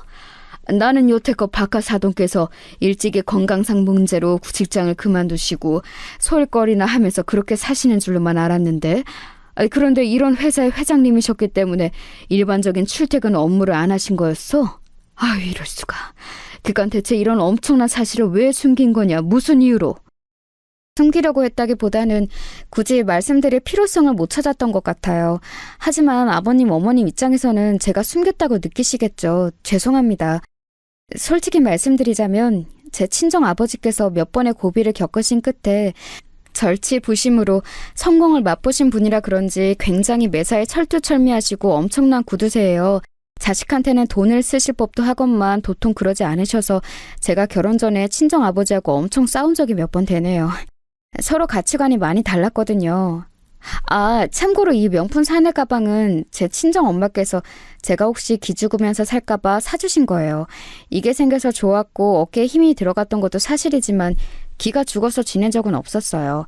친정 아버지께서 지독하게 인색하시고 저와 가치관이 너무나도 다르시지만 속으로는 자식 미워하고 사랑하시는 분인 걸 제가 알고 있거든요. 그렇게 말을 하면서 희한하게 저는 머릿속으로 제 친정 부모님 두 분의 모습이 그려졌어요. 살면서 그토록 두 분이 애틋하게 여겨진 적은 없었던 것 같네요. 제 이야기를 듣고 동서와 시동생이 시선 교환을 하면서 난처한 기색을 숨기지 못했죠. 그러다가 동서가 눈에 보일 정도로 마른 침을 꿀꺽 크게 삼키더니 이렇게 말을 하더군요. 알고 보니 엄청난 배경의 주인공이셨네요. 그런데 결혼한 자식이 떵떵거리며 살지 못하게 둘 정도로 인색한 부모님이시라면 별로 금수저가 아닌 것과 다름없지 않을까요? 그렇죠? 떨리는 목소리로 기껏 제 처지가 여전히 자기보다 못하다는 것을 확인하고 싶어하던 동서의 마지막 몸부림, 제가 웃음으로 받아주었습니다. 너무나도 여유롭게 제가 씩 웃어 보이자 동서는 히익 소리를 내면서 저절로 눈을 깔았어요. 저는 시부모님을 번갈아 쳐다보며 밝혔습니다. 이건 올해 안에 다 말씀드리려고 했던 건데 저는 이미 제 앞으로 받기로 한 건물이 한 채 있어서 내년 안으로 건물주가 될 것 같아요. 그리고 창선 씨는 친정 아버지 회사에 들어가 일을 시작하는 것이 어떨까 하고 몇 주 전부터 얘기가 나오고 있는 중이에요. 그런데 이게 하루아침에 결정된 일도 아니고 여러모로 신중하게 초석을 다져놓는 게 좋을 것 같아서 천천히 그렇게 하기로 했습니다. 그러자 시어머니께서는 갑자기 어지럼증이 다 나으셨다는 듯 소파에서 일어나시더니 환하게 웃으시며 다가와 저희 손을 잡아주셨어요. 시아버지께서는 세상에 이런 일이라는 표정이 되셔서 그저 멍하게 계셨고요. 시누이는 자기 모친 옆에 달라붙어서 저에게 초롱초롱한 눈빛을 보내는 중이었죠. 그리고 그때 시동생이 손으로 머리를 감싸주며 제 남편을 향해 중얼거렸습니다. 그럼 뭐야? 형은 앞길에 탄탄대로인 거야? 무려 탄탄한 회사의 회장님을 장인어른으로 두고 그 회사에 들어가서 일을 할 예정이고 그러다가 회사까지 물려받으면? 그럼 월급쟁이 신세를 벗어날 수 없는 나하고는 아예 상대가 안 되는 거잖아. 내가 넘볼 수도 없는 영역인데? 너는 왜 그런 쓸데없는 김치국 마시는 상상에 나래를 속으로만 알 것이지 왜 입 밖으로 내서 다 들리게 해? 나는 욕심을 크게 낼 것도 부릴 것도 없고 그저 주어진 상황과 자리에 앞으로 최선을 다하며 살 생각뿐이야. 그게 바로 내 귀에는 가진 자의 여유처럼 들리는데? 형, 내가 말했었나? 나는 옛날부터 누구보다 성실하고 올곧은 형이 최고라고 생각해왔었어. 시동생이 처연한 미소를 지으며 제 남편에게 달라붙어 아부를 시작했죠. 그런 걸 성격적으로 질색할 수밖에 없는 남편은 머리가 아프다는 듯이 한숨을 쉬었고요. 그리고 동서는 기어이 눈물을 보였습니다. 그게 원통함의 눈물인지 어쩐 거였는지는 모르겠어요. 다만 눈물을 또르르 흐르는데도 그걸 달래주기는커녕 시어머니께서 따끔하게 혼내시는 것에 동서의 표정이 서럽게 변했었답니다. 너는 큰애가 네 손윗사람이라는 개념은 있는 거니? 어쩜 그렇게 말을 함부로 하고 성질 가는 대로 행동하고 그럴 수가 있어? 당장 잘못했다고 빌고 사과해. 어머니, 왜 저한테 소리를 지르고 그러세요? 그러시는 모습 너무 낯설어요. 그럼 나긋나긋하게 노래라도 불러주랴? 헛소리 말고 얼른 사과해, 얼른! 동서는 이 상황이 도저히 믿어지지 않는다는 기색을 지우진 못한 얼굴로 제 앞에서 고개를 숙였다가 이내 허리까지 숙여 보였습니다. 원래는 고개만 잠깐 숙였다가 들었었는데 저의 뚱한 표정을 보고서 또다시 히익거리더니 허리를 숙여 다시 인사한 거였죠. 동서가 이렇게 잘 놀라고 겁에 잘 질리는 사람인 줄 이날 처음 알았었네요. 형님, 그간 제가 잘 알지도 못하면서 함부로 형님께 대들고 까분 점 죄송합니다. 반성하고 있어요. 동서가 숙이고 사과하는 대상이 손아래 사람한테 무시당한 형님일까? 아니면 부잣집 형님일까? 나는 동서가 지금 나한테 진심으로 미안해서 사과를 한다고 생각하지 않아. 나에게 보였던 언행들을 동서가 벌써 반성하고 있다고 생각하지도 않아. 다만 동서는 갑자기 드러난 내 친정의 배경, 바로 그 계급이라는 것에 굴복한 것뿐이야. 내 말이 틀려? 그러니까 저는 진심으로 죄송하다고 생각하고 있어요. 동서는 웃게 됐지만 제가 코웃음을 치니까 정곡에 찔렸는지 금세 입을 다물어버렸습니다. 풀이 죽은 그 모습 꽤 볼만하더군요. 만약 제 친정 집안이 부자가 아니었다면 동서가 당장 이렇게 저한테 사과를 했을지, 시어머니께서는 당장 사과를 종용해 주셨을지, 이런 부분들을 짚어봤더니 기분이 좀 묘했습니다. 그날 어수선한 분위기를 뒤로 한 채 저와 남편은 먼저 시댁을 나왔어요. 이만 가보고 싶다고 그랬더니 시부모님께서 피곤할 텐데 쉬라며 저희 등을 떠미셨죠. 현관 밖까지 마중을 나오려고 하셔서 저희가 한사코 만류를 해드렸습니다. 집으로 가는 길 제가 남편한테 웃으면서 물어봤었어요. 삼남매 중에서 이제 어떤 것으로 따지든 서열 1위로 올라선 기분이 어떠냐고요. 그랬더니 남편이 뭐라고 했던 줄 아세요? 정말 짧게 한마디. 딱히 라고 했습니다. 제 남편이지만 너무 웃긴 사람 같아요. 저는 어쩜 이런 사람을 만나 결혼을 했는지 모르겠어요. 이렇게 지나칠 만큼 우직한 사람이기 때문에 오히려 저와 천생연분이었던 것 같아요. 왜냐하면 시간이 흘러 결국 남편은 친정아버지 회사로 들어가 일을 시작하게 되었는데요. 아버지께서 점점 더 당신의 사위를 마음에 들어 하셨어요. 회사에서 한 자리 차지해볼 그런 욕심 남편은 안 낼 사람이거든요. 그게 아버지께서는 무척 인상 깊으셨나 봐요. 묵묵하게 내 처가는 내가 돕는다라는 생각으로 일하는 남편을 보면서 아버지께서는 처음에 당황도 하셨다가 점점 마음을 여신 모양이었습니다. 사위가 이렇게 괜찮은 인재인 줄 알았다면 내가 진작에 불러드렸을 텐데. 어쩌면 내 회사니까 내가 쥐고 어떻게든 더 오래 해보려는 나의 욕심이 이런 좋은 변화를 여지껏 막고 있었던 걸지도 모르지. 이 나이 먹고 인생을 문득 돌아보니까 반드시 내가 정답일 수는 없겠다는 생각이 들더구나. 정말요? 아버지 입에서 아버지가 정답이 아닐 수도 있다는 말씀이 나오는 날이 올 줄이야. 와, 세월이 흐르고 모든 나이를 먹는다는 게 꼭 나쁜 것만은 아니네요. 지선이 너, 네 시댁에서 이제는 떵떵거리며 지내고 있는 건 맞지? 내가 카드도 줬으니까 네 시댁 앞에서는 하여간 떵떵거리는 모습 과시하면서 지내도 돼. 예전에 하도 동서가 떵떵거린다는 표현을 써서 제가 질렸었는데 이제는 아버지가 그 말을 쓰세요? 제가 동서 일로 소갈이 했었다는 거 뒤늦게 아시고 자꾸 신경 쓰시는 건 감사한데요. 이제는 해결된 지 오래니까 걱정 안 하셔도 돼요. 세상에서 저한테 가장 잘해주는 존재가 제 시댁일걸요? 제가 웃으면서 아버지께 말씀드렸어요. 과연 저는 그날 이후로 시댁 식구들의 극진해진 태도를 마주하며 살고 있었답니다. 특히 두말할 것도 없이 동서요. 제 집안 배경이 밝혀진 이후로 두문불출하여 저를 피하더니 어느 순간부터는 생각을 바꿨는지 저에게 아주 공손하게 행동을 하더라고요. 사람이 얼마나 겸손해졌는지 몰라요. 그런 변화가 딱히 싫지는 않아서 그냥 두었답니다. 제 이야기 들어주신 분들 모두 좋은 일만 가득하세요.